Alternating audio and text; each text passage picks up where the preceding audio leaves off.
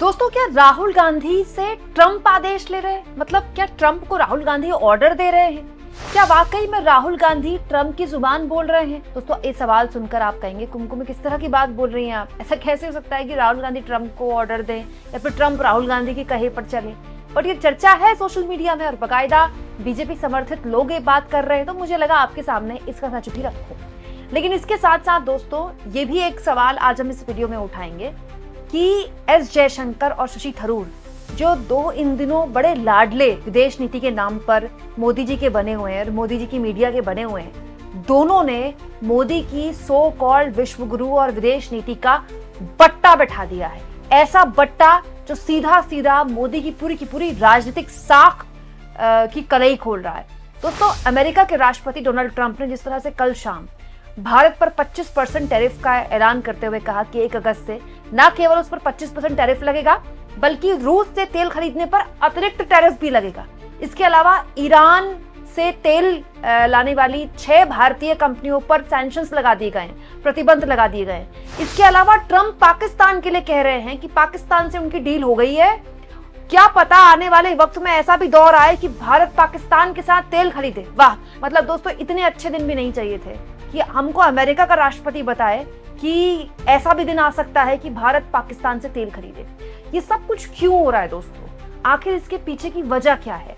क्या प्रधानमंत्री मोदी की पिछले 11 सालों की विदेश नीति, जिस पर कभी उंगली नहीं उठाई गई, जिस पर कभी सवाल नहीं पूछे गए, जिस पर बेमतलब की फालतू और 2 टके की गोदी मीडिया की कवरेज ने पर्दा डाला, वो पूरी तरह से बेपर्दा हो चुकी है। और उसकी जो हकीकत देश के सामने आई है वो इतनी ज्यादा छीछालेदर करने वाली है और देश का इतना नुकसान करने वाली है जिसकी आप कल्पना नहीं कर सकते। लेकिन उससे पहले दोस्तों, आपके सामने पूरे मामले में राहुल गांधी एंगल दिखाती हूँ। हुआ ये दोस्तों कि मोदी और उनकी मीडिया इस बात को लेकर हद से ज्यादा खुश थे कि डोनाल्ड ट्रंप से उनकी दोस्ती पर खूब सुर्खियां बन रही थी। जब तक, मतलब आप सोचिए दोस्तों, मोदी ने डोनाल्ड ट्रंप के लिए प्रचार किया, अब की बार ट्रंप सरकार, हाउडी मोदी ने किया, नमस्ते ट्रंप मोदी ने किया। मोदी जब जाते तो ट्रंप उनको गले लगाते, उनके लिए कुर्सियां खींचते। तो ये मीडिया कहती थी कि मोदी और ट्रंप एकदम पक्के मित्र हैं, जय वीरू वाली दोस्ती है। लेकिन दोस्तों, अब जब ट्रंप ने बेरुखी दिखाई तो यही लोग जो मोदी ट्रंप की दोस्ती की बड़ी बड़ी बातें करते थे, उनका ये कहना है कि ये सब कुछ राहुल गांधी की वजह से हो रहा है। राहुल गांधी ही तो ट्रंप की भाषा बोल रहे हैं।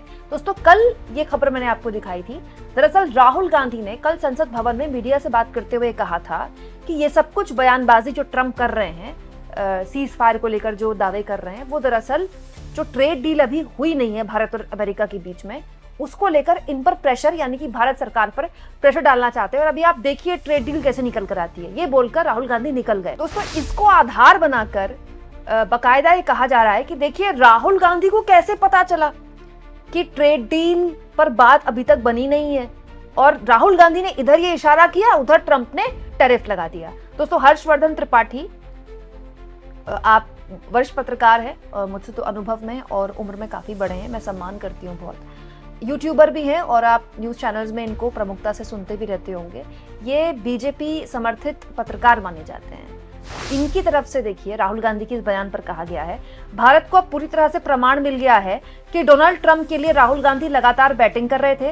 राहुल गांधी ने आज सुबह ही कहा था कि मोदी अगर ट्रंप का नाम लेकर बोलेंगे तो ट्रंप सब खोलकर रख देंगे, ट्रंप दबाव डालेगा और अपनी शर्त पर डील करा लेगा। देश ने देख लिया। मतलब कमाल की बात है दोस्तों, विपक्ष में रहकर भी राहुल गांधी इतने ताकतवर हैं। क्या ये कहा जा रहा है कि वो इतने ताकतवर हैं कि वो इधर बयान देते, उधर ट्रंप टैरिफ का ऐलान कर देते हैं? मतलब विपक्ष में रहकर अगर राहुल गांधी ये करवा सकते हैं ट्रंप से, तो मुझे लगता है कि देश ने बड़ी गलती कर दी। पीएम राहुल गांधी को बता देना चाहिए था।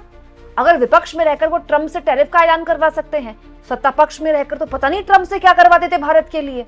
मतलब कितनी बड़ी डील हो जाती, क्या ही भारत को मिल जाता। ये बताता है दोस्तों कि देश की हर समस्या के लिए पिछले 11 सालों में जो राहुल गांधी से इस्तीफा मांगा जाता है और विपक्ष से कहा जाता है कि ये जिम्मेदार हैं, ये आदत अब छोड़ देनी चाहिए। क्योंकि राहुल गांधी या फिर विपक्ष अब सरकार का पंचिंग बैग नहीं बनने वाला, क्योंकि अपनी गलतियों के लिए केवल और केवल ये सरकार ही जिम्मेदार है। और सबसे ज्यादा जिम्मेदार है दोस्तों इस सरकार की विदेश नीति। दोस्तों, 2 चीजें जो इस पूरे एपिसोड से बार बार साबित होती हैं और एक बार फिर साबित होती हैं कि प्रधानमंत्री को लोगों की पहचान करनी नहीं आती। डोनाल्ड ट्रंप में प्रधानमंत्री ने बहुत इन्वेस्ट किया है। मत भूलिए, ये कोई मजाक की बात नहीं है। भारत के इतिहास में कभी कोई पीएम नहीं रहा जिसने अमेरिका के राष्ट्रपति के लिए प्रचार किया है। ये मोदी ने किया है, सोच समझ के किया होगा, ऐसे ही थोड़ी हाथ हिला के कर दिया होगा। अपने अधिकारियों से बात की होगी, ऐसे थोड़ी कर दिया होगा। ये मोदी थे जिन्होंने हाउडी मोदी, नमस्ते ट्रंप, न जाने क्या क्या किया। ट्रंप के आने के बाद भारत की पूरी सड़कें सजा दी गई, स्टेडियम भर दिए गए ट्रंप को खुश करने के लिए। ट्रंप राष्ट्रपति बने इधर और उधर फरवरी में दौड़े दौड़े मोदी वहां चले गए। सच्चाई ये है दोस्तों कि पिछले कई सालों से हम भारत और अमेरिका और खास तौर पर ट्रंप और मोदी के कितने किस्से सुन लिए हमने टीवी पर। दोस्तों ये एपिसोड ये बताता है कि वो पूरा का पूरा इन्वेस्टमेंट बेकार था, गलत था, जल्दबाजी का था, बिना सोचे समझे था। क्योंकि ट्रंप तो पलट गए, तो अब दो चीजों में से एक ही चीज हो सकती है, या तो मोदी ट्रंप दोस्त हो सकते हैं या फिर मोदी और ट्रंप विरोधी हो सकते हैं। अजीबोगरीब स्थिति है दोस्तों। और इन सब में जो एक आदमी सबसे ज्यादा सवालों के घेरे में है दोस्तों, विदेश मंत्री एस जयशंकर। दूसरी बात जो इस एपिसोड से क्लियर होती है कि इस देश को अर्जेंट में एक विदेश मंत्री चाहिए, एक विदेश मंत्री जो कि राजनेता भी हो। एस जयशंकर एक बहुत सफल डिप्लोमेट रहे हैं, बहुत अच्छे अधिकारी रहे हैं, लेकिन वो एक अधिकारी हैं, वो राजनीति नहीं समझते। वो नहीं समझते कि किसी भी फैसले का राजनीतिक परिणाम देश के अंदर उनकी पार्टी को कैसा झेलना पड़ सकता है। अधिकारी और एक नेता का सोचने, समझने और फैसले लेने का तरीका बिल्कुल अलग होता है। अधिकारी से आप कहते हैं कि ये मेरा टारगेट है, मुझे ये करके दिखा दीजिए, अधिकारी वो कर देता है। नेता आपको न केवल वो काम करके देगा बल्कि आपको सलाह भी देगा कि सर अगर आप ये कह रहे हैं तो देखिए इसके परिणाम हो सकते हैं, आने वाले वक्त में हमारी सरकार के लिए मुश्किल हो सकती है। लेकिन मोदी ने अपने इर्द गिर्द किसी ऐसे नेता को रहने नहीं दिया जो उनको लेकिन काश या परंतु बता सके। यही वजह है दोस्तों कि विदेश नीति इस स्थिति में आ गई है। क्या आप जानते हैं दोस्तों, आज सुबह जैसे ही ट्रंप ने हमारी 6 कंपनियों पर जो ईरान से तेल लेती हैं उन पर सैंक्शंस लगाए और 25% टैरिफ प्लस रूस से तेल खरीदने पर अलग से प्रतिबंध लगाने की बात की। अभी तो पता ही नहीं वो प्रतिबंध कितना लगेगा, पता नहीं 100% लगेगा कि 500% लगेगा, पता ही नहीं है। ये शेयर मार्केट धड़ाम हो गया। शेयर मार्केट में दोस्तों सेंसेक्स 786 अंक नीचे खुला। इसके अलावा दोस्तों निफ्टी 235 अंक नीचे। दोस्तों न्यूज 18 की खबर बताती है कि इन्वेस्टर्स ने केवल कुछ मिनटों में इस शेयर मार्केट के गिरने से 5 लाख करोड़ का नुकसान झेला है। 5 लाख करोड़ का। दोस्तों ये तो वो नुकसान है जिसके बारे में थोड़ा आकलन किया जा सकता है। अभी तो पूरे नुकसान के आकलन किए नहीं जा सकते हैं। हालांकि इस पूरे मसले पर भारत सरकार की तरफ से प्रेस रिलीज भी जारी की गई है। ट्रंप के टैरिफ के ऐलान के बाद भारत सरकार की प्रेस रिलीज बताती है कि इस जो ये ट्रेड डील हो रही है भारत अमेरिका के बीच में, इस मसले को लेकर किसी भी तरह से भारत प्रेशर में आने वाला नहीं है। वो अपने डेयरी प्रोडक्ट्स को, डेयरी फार्मर्स को और एमएसएमई सेक्टर को लगातार प्रोटेक्ट करता रहेगा। दोस्तों जो अमेरिका हम पर दबाव बना रहा है वो दरअसल ट्रेड डील को लेकर, इस बात को लेकर बना रहा है कि हमारे जो एग्रीकल्चर सेक्टर है, कृषि का क्षेत्र है, उसको हम खोल दें। अगर हमने ऐसा कर दिया तो हमारा कृषि क्षेत्र तबाह हो जाएगा, जो इकलौता इस समय उम्मीद है। कोविड के बाद से जहां भी देश में बेरोजगारी हुई, हर आदमी गांव में जाकर खेती बाड़ी करने लगा।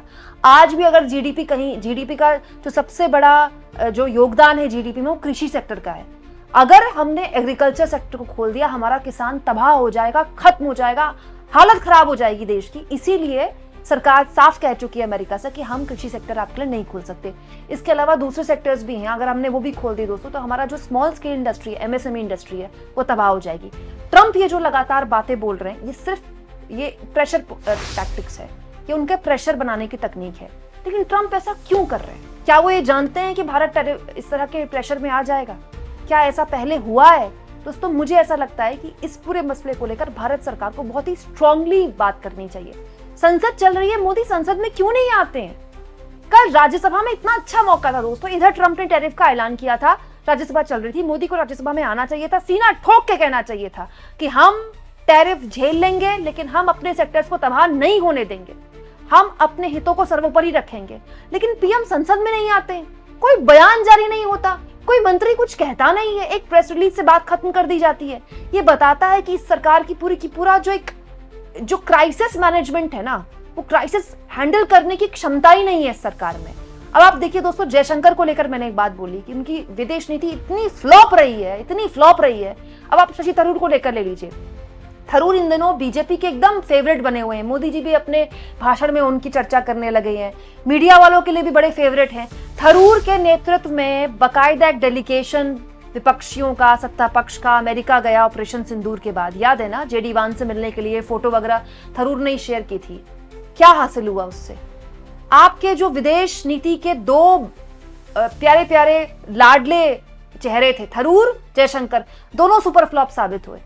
ये बताता है कि कहीं कुछ बहुत बड़ी नाकामी भारत सरकार की विदेश नीति को लेकर मुसलसल हो रही है। अब उसका भंडाफोड़ हो गया है, और अब भंडाफोड़ हो गया है तो सरकार के पास जवाब देने के लिए कुछ नहीं है। इससे अच्छा मौका कुछ हो नहीं सकता दोस्तों। संसद चल रही है, सरकार को, विपक्ष को और अब तमाम सहयोगियों को साथ लेना चाहिए। एक प्रस्ताव पारित होना चाहिए संसद से, बहस होनी चाहिए इस पर कि हम ये नहीं होने देंगे, बात खत्म। ऐसे हालात में तो विपक्ष भी आपका साथ देगा। आप इस मुद्दे पर क्या सोचते हैं दोस्तों? कमेंट बॉक्स में जरूर लिखें, और जितना हो सके चैनल को शेयर करें, सब्सक्राइब करें, और थैंक्स और ज्वाइन के ऑप्शन है दोस्तों। अगर आप चाहें तो कुछ आर्थिक मदद भी चैनल की जरूर करें।